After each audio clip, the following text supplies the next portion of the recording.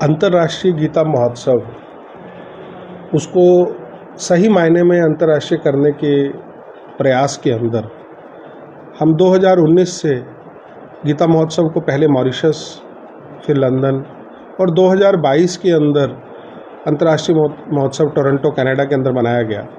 उसी कड़ी के अंदर अंतर्राष्ट्रीय गीता महोत्सव ऑस्ट्रेलिया सिडनी शहर के अंदर जो है ये 28, 29, 30 अप्रैल को वहाँ के लोकल संस्थाओं के द्वारा जियो गीता के सहयोग से और कुरुक्षेत्र विकास बोर्ड के सहयोग से, हमारे मुख्यमंत्री जी की प्रेरणा से ये महोत्सव जो है ऑस्ट्रेलिया सिडनी शहर के अंदर मनाया जा रहा है। और जैसा कि मैंने बताया कि 28, 29, 30 अप्रैल 2023 को ये महोत्सव जो है वहाँ पर बड़ी धूमधाम से मनाया जाएगा, जिसके अंदर 28 अप्रैल को कैनबरा पार्लियामेंट के अंदर इस महोत्सव को जो है शुरुआत की जाएगी। उसी दिन शाम के समय सिडनी पार्लियामेंट के अंदर इस महोत्सव के दूसरा जो है एक कार्यक्रम वहाँ पर होगा।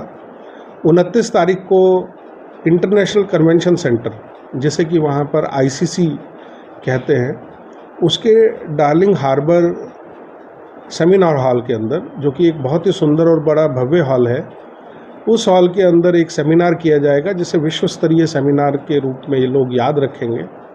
उस हॉल के अंदर जो बैठने की व्यवस्था, लगभग 2500 लोगों के बैठने की व्यवस्था है और उसके अंदर इंटरनेशनल फिलोसोफर, स्कॉलर्स, संत, महात्मा, ये सब लोग गीता के ऊपर अपनी बात को रखेंगे। ये कार्यक्रम सुबह 10 बजे से लेकर दोपहर 2 बजे तक चलेगा। और 30 तारीख को एक भव्य शोभा यात्रा वहाँ सिडनी के जो एक सिडनी का एक लोकल सिटी जो वहाँ पर है, उसके अंदर इसको निकाला जाएगा, जिसके अंदर BAPS जो मंदिर है वहाँ से लेकर और रिवर फॉर शोर, एक वहाँ पर स्थानीय नदी का किनारा है, वहाँ तक इस महोत्सव को, इस शोभा यात्रा को निकालेंगे और शाम को आरती करके इस कार्यक्रम को संपन्न करेंगे। ऐसा रूपरेखा अब तक इस 3 दिवसीय कार्यक्रम की बनाई गई। तो आप लोग पहले जाके हैं, रूपरेखा देख के आ गए हैं, सरकार की स्वीकृति मिल चुकी है, खास क्या रहने लगा विदेशों की धरती पर भी अंतर्राष्ट्रीय गीता महोत्सव की? देखिए, खास तो यह है कि सबसे बड़ी बात है, गीता किसी एक धर्म, किसी एक संप्रदाय की नहीं है, ये विश्व शांति का प्रतीक है और वे ऑफ लाइफ है, जीवन जीने की कला है। यही बात को हम लेकर सारी दुनिया में जा रहे हैं और कुरुक्षेत्र को ये गौरव प्राप्त है कि गीता की ये जन्मस्थली है। भगवान श्री कृष्ण के मुख से ये स्वयं उनके द्वारा उपदेशित गीता संदेश जो है ये विश्व तक पहुँचे और इसके माध्यम से कुरुक्षेत्र का पर्यटन, कुरुक्षेत्र का तीर्थाटन अंतर्राष्ट्रीय स्तर पर पहुँचे। इसीलिए कुरुक्षेत्र विकास बोर्ड प्रयासरत है और इसके लिए स्वामी ज्ञानंद जी महाराज, माननीय मुख्यमंत्री हरियाणा श्री मनोहर लाल जी का बहुत बड़ा आशीर्वाद जो वो प्राप्त है और उसी के माध्यम से हम इस संदेश को सारी दुनिया में ले जाने का प्रयास कर रहे हैं। जियो गीता और KDB का ये बात की जाए तो कितना डेलीगेशन, क्योंकि मुख्यमंत्री जी खुद विदेशों में जाके, ऐसा कुछ स्वीकृति या ऐसा कुछ प्रपोजल भेजा कि मुख्यमंत्री जी खुद शामिल हो?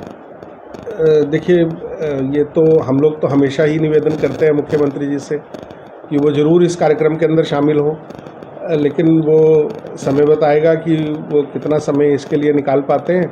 लेकिन स्वामी ज्ञानंद जी महाराज और जियो गीता की जो टीम है वो सब लोग अपनी तैयारी कर रहे हैं और वो वहाँ पर ज़रूर अच्छी संख्या के अंदर पहुँचेंगे। इससे पहले कभी किसी भी, कहा जा सकता है, मैंने कहना तो नहीं चाहिए मुझे, किसी गवर्नमेंट ने नहीं सोचा। 2014 में जब BJP गवर्नमेंट आई उसने इंटरनेशनल लेवल पर बनाने की सोची। क्या कुछ खास रहा, क्योंकि अब वो गीता का स्वरूप जाहिर है, धर्म क्षेत्र कुरुक्षेत्र से होता हुआ विदेशों की धरती है। देखिए, कुरुक्षेत्र जो है इसके बारे में कहा गया वामन पुराण में,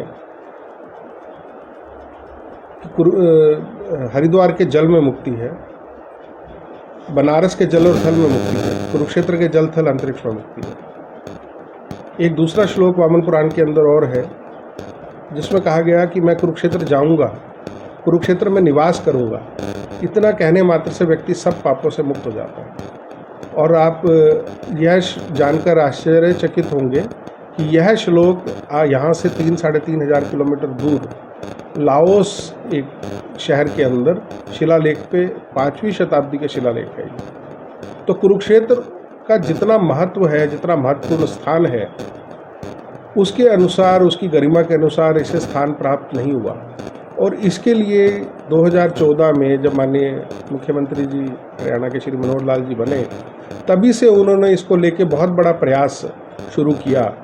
और इसके लिए केंद्र सरकार भी पूरी तरह से मोदी जी के नेतृत्व में इस काम को आगे बढ़ाने में हमारा सहयोग कर रही है, जिसके लिए कृष्णा सर्किट के अंतर्गत पहले 100 करोड़ रुपया उन्होंने कुरुक्षेत्र की डेवलपमेंट के लिए दिया। उसके बाद से हमारे मुख्यमंत्री जी ने कुरुक्षेत्र के लिए, चाहे वो इंफ्रास्ट्रक्चर के ऊपर किसी भी तरह का खर्च हो, जिसके अंदर आप देखिए कि जो एलिवेटेड ट्रैक जो है, एक 225 करोड़ रुपए का प्रोजेक्ट कुरुक्षेत्र को दिया जो स्पेशली। उसके अलावा जितनी भी कुरुक्षेत्र की सड़कें हैं, जो सीवरेज है, इंफ्रा को इस तरीके से मजबूत किया गया कि आने वाले समय के अंदर मतलब एट इट्स बेस्ट कि जितना पोटेंशियल रोड की जितनी जगह अवेलेबल थी, उस सारे के ऊपर सड़क और सारी सुविधाएं जो है वो बना दी गई।